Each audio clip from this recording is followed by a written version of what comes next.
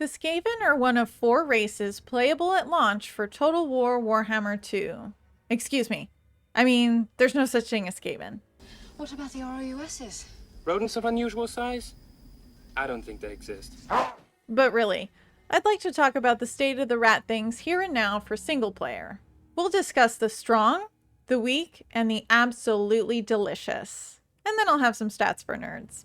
Let's start with the strong. Here we'll cover some of the general strengths of the Skaven. As Skaven, the food mechanic allows you to get high-tier settlements faster than any other faction. That means, even on the highest difficulties, you can get the best and most exciting units faster than anyone else. Skaven have top-tier defensive buildings that actually allow you to let your army be on the move without being too concerned that you'll lose everything you've built up already. And if their walls weren't strong enough, they also provide income.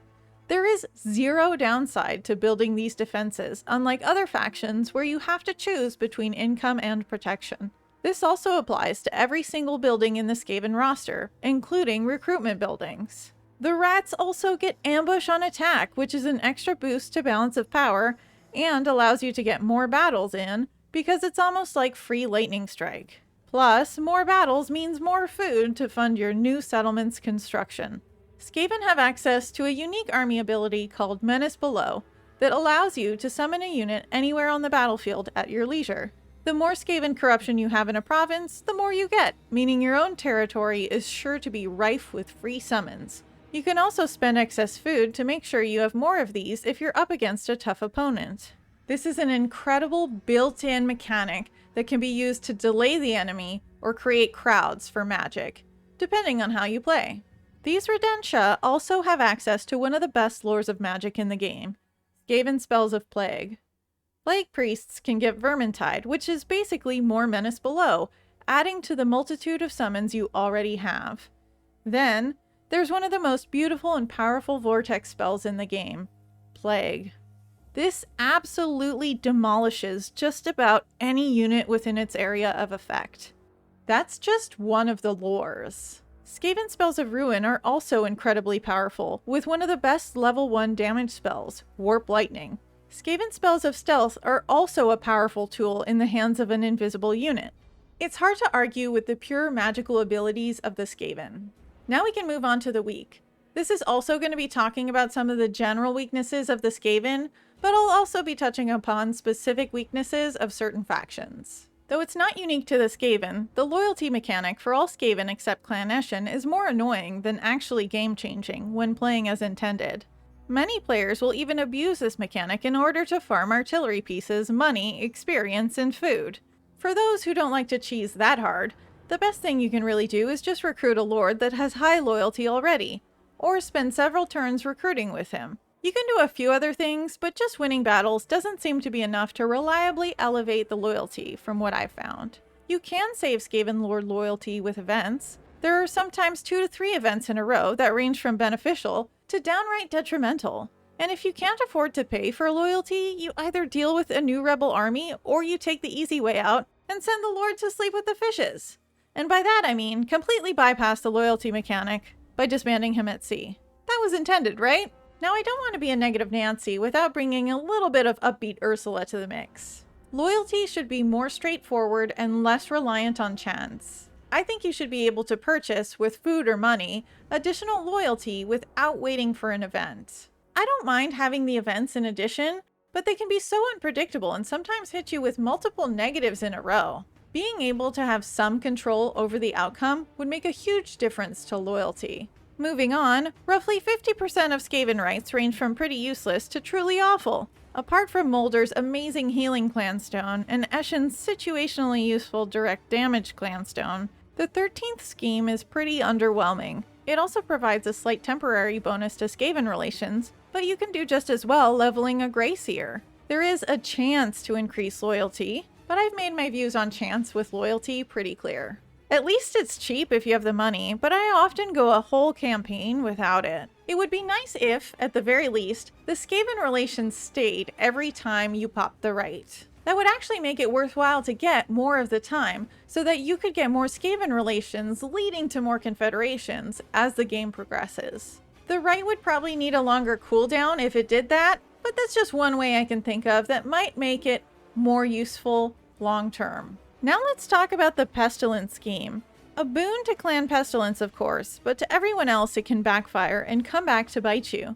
The AI is virtually unaffected by plague attrition and income reduction debuffs. The theoretical use is to weaken the enemy before you launch an attack on a city, but they often barely suffer any damage and you end up catching the plague too, and will only suffer more from it than the AI. CA has already implemented a different variety of plague to the beastmen that doesn't harm them and doesn't really help them. If the Pestilence Scheme worked the same way for the Skaven, there would be no downside, and I'd be much more inclined to use it. Skaven end up with a lot of expendable units, particularly summons, that still somehow block the shots of your high-value weapons teams or artillery. Your worthless clanrat summons lives mean a lot to your missile shots, apparently. It's fairly common in Skaven stack builds that you have units with conflicting strengths like this, so you're likely to gravitate to certain builds.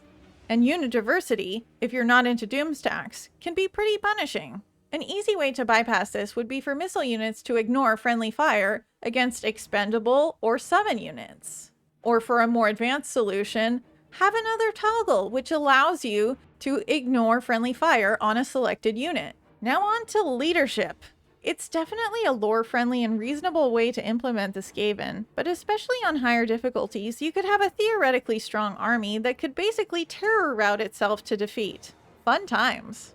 This also affects elite melee infantry, if you're one to try to use that, which ends up weak because of high model counts, meaning that you lose power quickly because they drop like flies.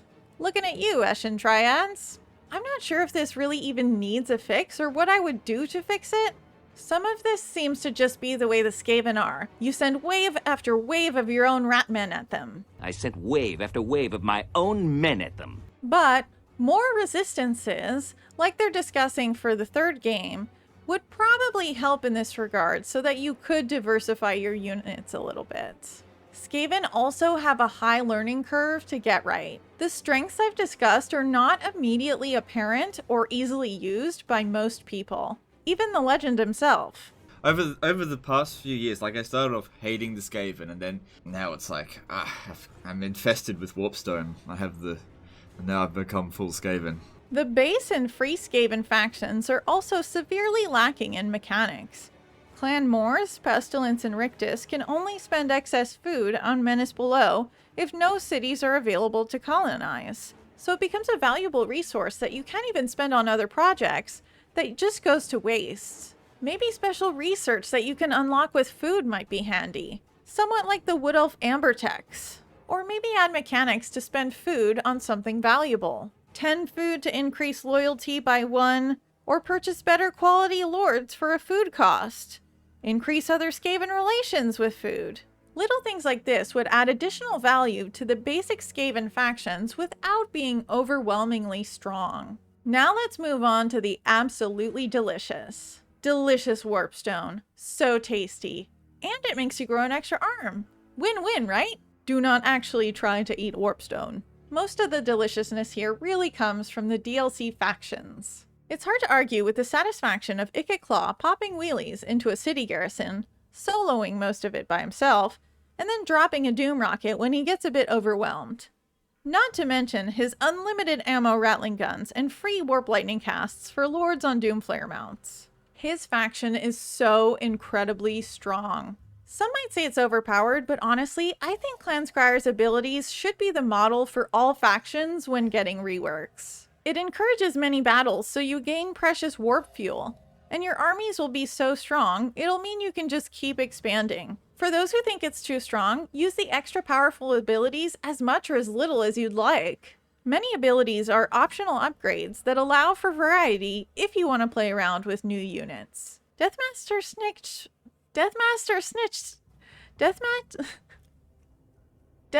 Snicket's faction solves the loyalty issue, making it easier to get new armies out and on the prowl. You can easily level Eshin lords and heroes with the shadowy dealings. Without exploits, Snicketch might be the easiest lord to level right up to 40. These schemes can both grant or cost food, depending on how you're doing. It fits so smoothly into how a Skaven campaign works and effectively eliminates most of the problems. This is another faction considered by some to be overpowered because you can blink an entire faction out of existence. But again, this should be the model for available power to a faction. And the player can choose to use that power or not. What's also fantastic about this faction is through the shadowy dealings, you get to meet the other good Skaven legendary lords and increase relations with them. You don't have to march across the entire map to save Skrulk. It's incredible. Thrott's faction is a lot like Ikit's faction, but prioritizing different units, which should be very exciting to those who don't like the ranged meta of the game. These boosts also solve some of the issues with melee infantry to make them more viable. You're highly incentivized to be constantly fighting battles to get more growth juice to augment your units. You can both spend and gain food using his unique mechanics. This is exactly the kind of stuff that keeps a campaign engaging long into the end game. Now that the rat portion is complete, let's take a look at the stats for nerds. Achievements are the only way I know of keeping track of how many people are playing a race, and from the looks of things, it seems that for a base game faction, not many people have played the Skaven that much. Only 26% of players on Steam have researched 10 Skaven technologies, compared to 48% who have done the same for High Elves, 34% for Lizardmen, and 29% for the Dark Elves. Considering the buildings to unlock research are very low tier, this would suggest that the Skaven are the least played base game faction. Don't get me wrong, I absolutely adore the Skaven. This is why it confuses me a little, why they seem so undesirable to a lot of the Total War Warhammer 2 player community. Based on what we've discussed here, I'm gonna guess it has to do with how weak the base game Skaven are. Skaven, unlike the other 3 base game races, almost require DLC to have a good experience. I mean, of course you can do it, but it's going to be a lot harder if you don't have key units from the Prophet and the Warlock DLC or the Shadow and the Blade. On top of that, I've already discussed how the base game factions offer less than the DLC factions do to keep a campaign going. People love to say that the Skaven are CA's favorite race because they keep getting such great DLC packs. If that's true though, I really hope they bring more love to the base game factions come Game 3. Queek, Tretch, and Skrulk all deserve the DLC upgrade treatment. Let me know in the comments below what you think of the Skaven now. Do you think they're overpowered? Do they require DLC? What can we do to make them better or tune them down? Thanks for stopping by!